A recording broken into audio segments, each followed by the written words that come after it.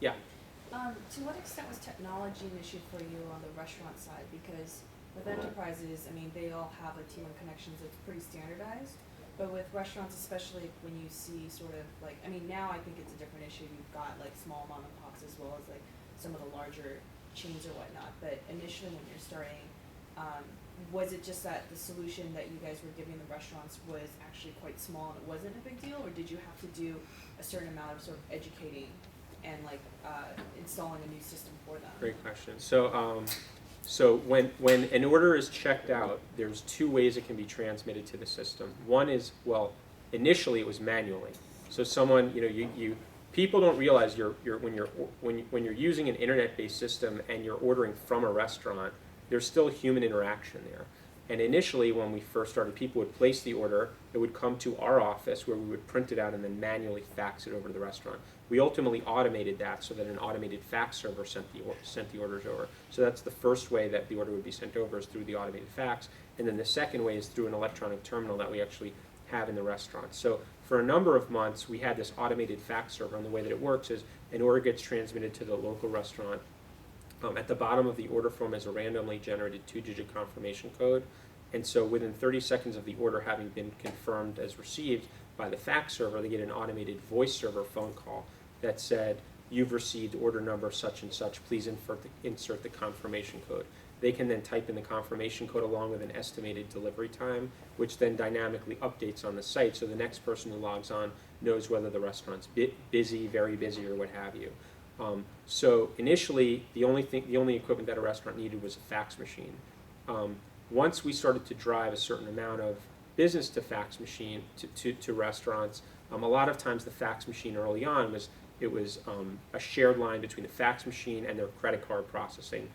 So they would move, they'd move their phone line, and once we drove a certain amount of volume, we needed some dedicated mechanism. So we built what we call electronic terminals for the restaurants. Just as a quick side story, when we first launched them, again, remember, internet connectivity was largely a function of dial-up, even for mom and pop type businesses. So the very first terminal that we launched, we explained to the restaurant how they would set up an AOL internet connection, which they did.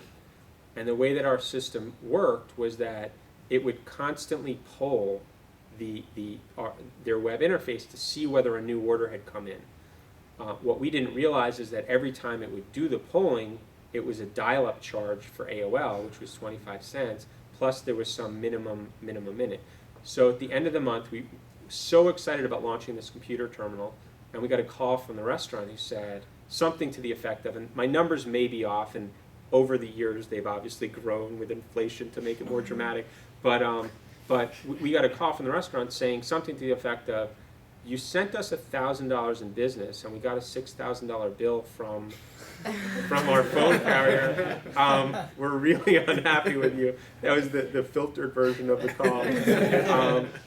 So we redressed that issue and came up with a couple of different solutions around that. And then over time, we worked with the restaurants, to your point, to educate them on how powerful technology can be.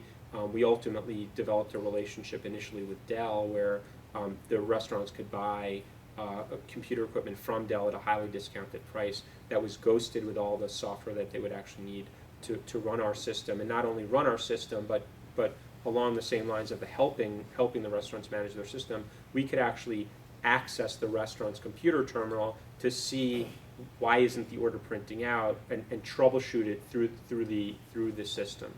But it was certainly a very big challenge, and I think while restaurants and other small and medium-sized businesses are getting much more sophisticated, there's still a lot of work that's out there, and that's why I think there's a lot of activity in local businesses where people are trying to go after that last mile to connect some of these potentially less sophisticated businesses with the internet.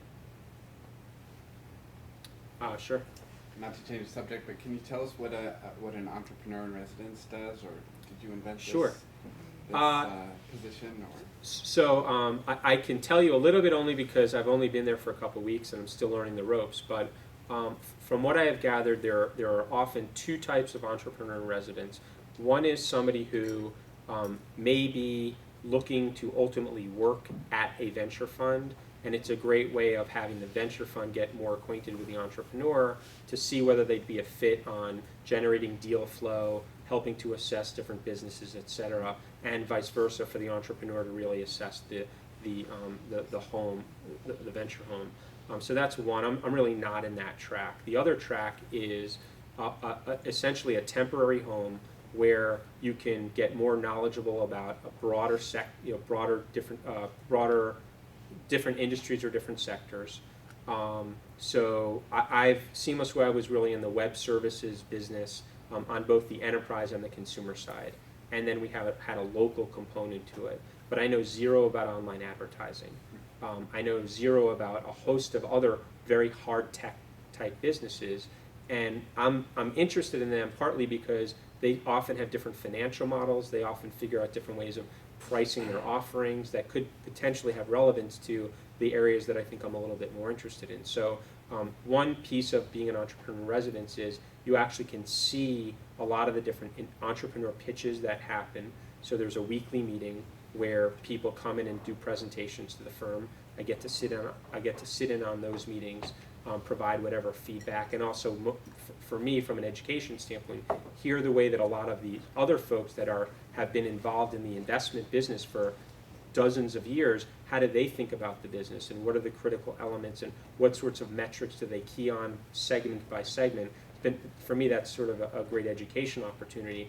And then another piece of that is that to the extent that there's a portfolio company or a prospective investment that they make that might need some executive talent or management talent, then I'm there and available, and if there's a natural fit, I could potentially get involved, or an entrepreneur in residence could get involved. And so those are sort of the two firm-supported roles on the non-venture side. And then the third piece is if you want to think about incubating businesses, one is it's a great place to be able to sit with a lot of really smart people who see hundreds of different businesses to try to poke holes in your business and also provide you with market intelligence of who are the competitors, who's strong from a management standpoint, who's not, what do we like about this sector versus that sector, where is the marketplace going in our opinion, et cetera, et cetera.